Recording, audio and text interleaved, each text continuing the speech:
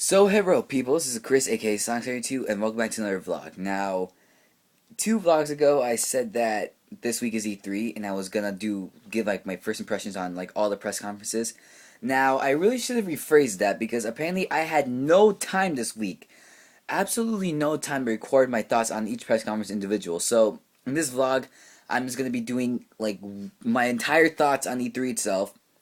Who do I think won E3? What I enjoyed, what I hated with a burning passion, and just what I overall thought of it. So the best place to start is probably with Microsoft because they had the press conference first. Now, based on the initial impressions of the Xbox One last month, people were saying how Microsoft was gonna bomb. Now, I was one of those people who thought Microsoft was gonna bomb because when they unveiled the Xbox One, that was like the most failest press conference I've ever seen. I mean, they only spent time talking about 4 kinds of games, and they released and they gave us so many gimmicks that just made me think, what's the whole point of making the Xbox One? The Xbox One is a gaming console, not a VCR or a TV. And then this C3, they kind of ditched the whole entire TV and smart glass thing. Well, they did mention the smart glass a few times, but like but their E3 press conference was mostly focused on games, which is probably why I watch E3, mostly for the games. I could really care less about the console gimmicks. But this year's Microsoft press conference wasn't that bad. Could have been better in many directions, but honestly, my overall thoughts and impressions on Microsoft was that many people were wrong. I still think that Xbox One still has a lot more potential to go through. I just don't really know if Microsoft will bring out that potential or just give us so many gimmicks that make the Xbox One seem like not even a game system anymore. I mean, for Xbox One, in their press conference, they show off good games like Rise. They showed a teaser for new Halo. They showed off the new game made by Insomniac, which is really awkward because Insomniac's a Sony company. Whatever. But they show off the Insomniac game Sunset Overdrive. They showed Dead Rising 3, Metal Gear Solid 5. So those were some of the good games that they showed at Microsoft press conference. I can't really give you the bad games because then again, I didn't really. Oh yeah, there was that game that's gonna be for Xbox Live. Something about some kid who loses his brother or something like that. I mean, that game just looks kind of stupid. Like I like the art direction, but just the game looks stupid. But overall, my thoughts for Microsoft was that they could have done better. They did good, a lot more better than the reveal on the Xbox One last month. Just they could have done a little bit more better. For Sony is probably where most of the fanboys came in. Now, for the Sony press conference, I'm probably gonna be making the whole internet mad by saying this, but for the first half when they show off the PS3 games, I got really bored of it quickly because I already knew all these games were coming out. I knew Beyond Two Souls were coming out. I knew Last of Us was coming out, even though it came out like a few days ago. Like I knew all these games came out. I wanted them to like show off some like new games, but after Square Enix took the stage, that's where I got my interest for the PS4. They showed off the new Final Fantasy and the game fanboys had been complaining about for like the past 6 years. Like maybe even 9 years. Kingdom Hearts 3. Kingdom Hearts 3. That's probably one of the most debated game sequels that anybody could ask for. And now they're finally giving it to us, which that made me smile because I remember playing the first 2 Kingdom Hearts on my PS2 like a lot of years ago, and I loved those games. And they're giving us and they're giving Kingdom Hearts 3 for the PS4. That's just amazing. And then the other game that took me by surprise was Destiny. Now, they showed this off at the Sony press conference a few months ago, but they didn't show any gameplay, and now they show us full-length gameplay. And I actually like what Bungie's doing with this. I mean, they're incorporating what made the Halo games good, along with some new features. Because when I first saw the game, I thought that it looked a lot like Halo Reach. And if Bungie is smart with this, they could incorporate the Halo Reach customization system, which is probably the best customization system any game has had in years, and incorporate it into Destiny. That would make Destiny awesome. And now, let me just also I'm gonna say this right now. I really didn't even bother watching the EA or Ubisoft, whatever you call them, on press conferences because I knew pretty much all EA was gonna talk about was, oh yeah, sports, yeah, sports, Battlefield 3, yeah. But the one thing that took me by surprise from EA was Star Wars Battlefront 3. Now we have not had a Battlefront game in over 10 years, I think, and now EA's making Battlefront 3. That's amazing. I mean, I just want to see what they could do with the Battlefront series because that series has been absent for years.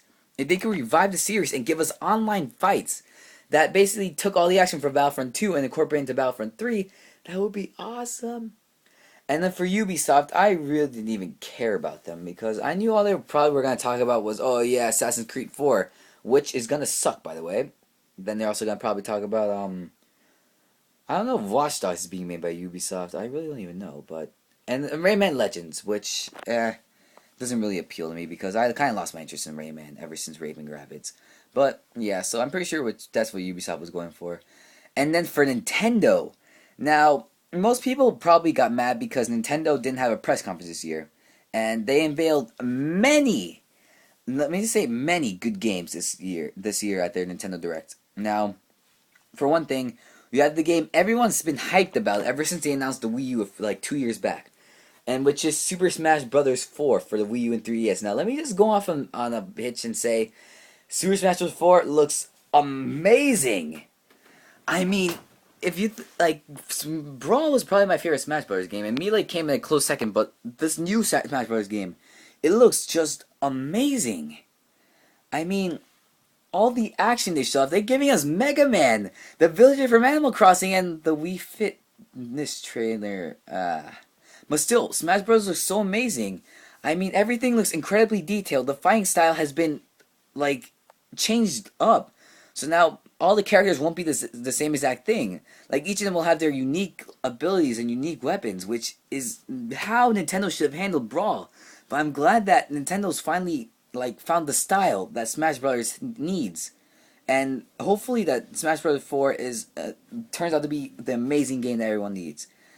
And also another game they showed off, which honestly should have been what Mario 64 should have been, is Mario 3D World.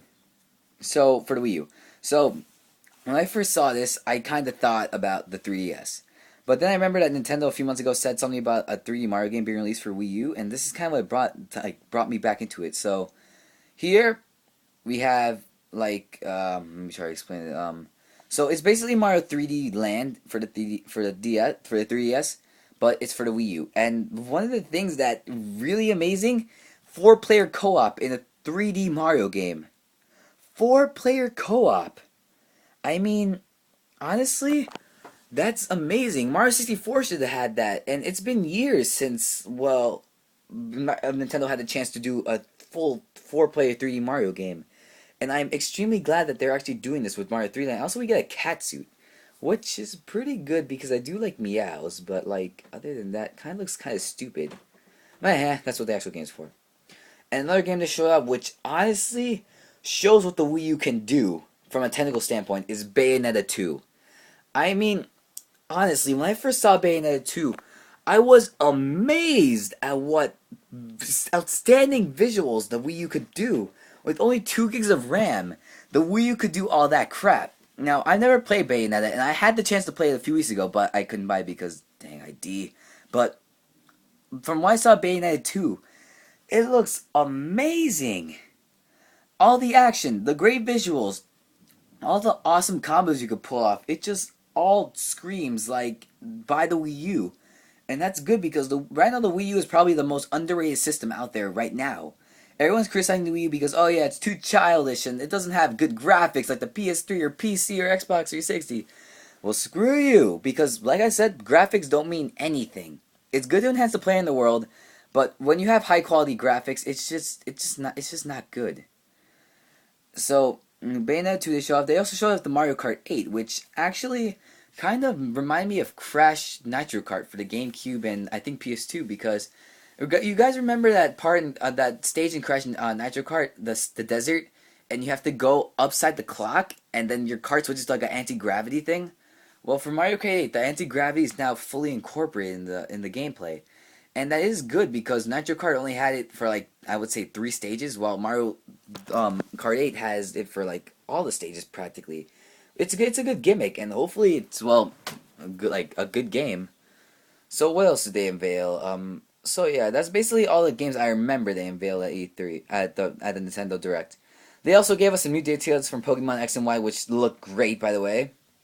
They gave us some new trailers for games we already knew, some trailers that we didn't even expect, which I will not go over because that's a lot of games to go over. But now my overall opinions for E3. I would say this E3 is a lot better than last year's E3 because last year's was actually really boring. So who do you think? So who do you guys think won? Now let me just say this right now. So in my opinion, who I think I won in terms of like making good games and pleasing their fans for like years to come, I would say Nintendo. Now wait. I don't think Nintendo won E3 because first of all they didn't have a press conference, but in terms of what they gave us, it basically targeted back to our childhoods. Now, I'm pretty sure most of you viewers out there had the SNES, Nintendo 64, PS1, GameCube, PS2, Xbox, Sega Dreamcast. So exactly, yeah. So in terms of just targeting back to your childhood days when games weren't all about graphics and blood, and all about the sheer the pure excitement and awesomeness of just playing those games, Nintendo has it right there. Because the Mario Kart looks amazing. The new Zelda. Oh yeah, I forgot the new Zelda. Yeah, so I'm pretty sure in Nintendo Direct a few months ago, you guys heard that they're gonna be making a Wind Waker HD. So they also show off that, and honestly, it looks amazing. Like the cel shaded graphics, they look so awesome. I never really got a chance to play Wind Waker, so I'm hoping that if I do get a Wii U, I could probably get Wind Waker. So back to my point. So Mario Kart 8, Wind Waker, Mario 3D Land, all the new games, they target back to our childhoods, and your childhood is probably the most important part of your life because it makes you who you are today. So what Nintendo's doing is that they're taking everything that made your childhood good and incorporating it into the future, and that's just smart. That's incredibly smart.